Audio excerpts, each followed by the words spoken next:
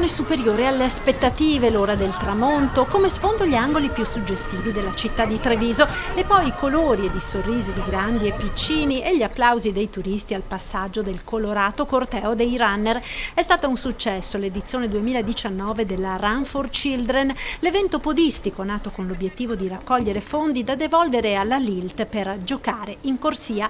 Il progetto, nato nel 94 per portare dei momenti di gioco, allegria e spensieratezza ai bimbi ricoverati nelle pediatrie degli ospedali di Treviso e Conegliano.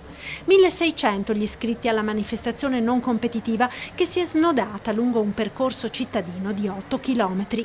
In prima fila il sindaco Conte, l'assessore regionale al turismo Canere, poi tanti rappresentanti e stelle dello sport trevigiano di oggi e di ieri, Riccardo Pittis, Lorenzo Bernardi, Thomas Baravalle, Giulia Viola, Paolo Zanata e poi molti runner con il mondo del podismo che si è mobilitato in massa con intere squadre e gruppi di allenamento.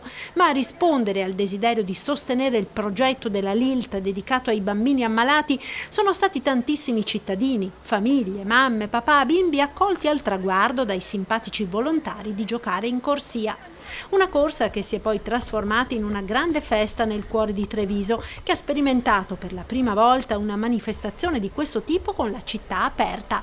Strade chiuse solo al momento del passaggio dei corridori per ridurre al minimo i disagi. Per la cronaca, il primo a tagliare il traguardo è stato il villorbese Luca Dassier, arrivato in piazza Indipendenza, punto di partenza ed arrivo della corsa, in meno di mezz'ora. Ma alla fine poco importa, perché a vincere è stata la solidarietà.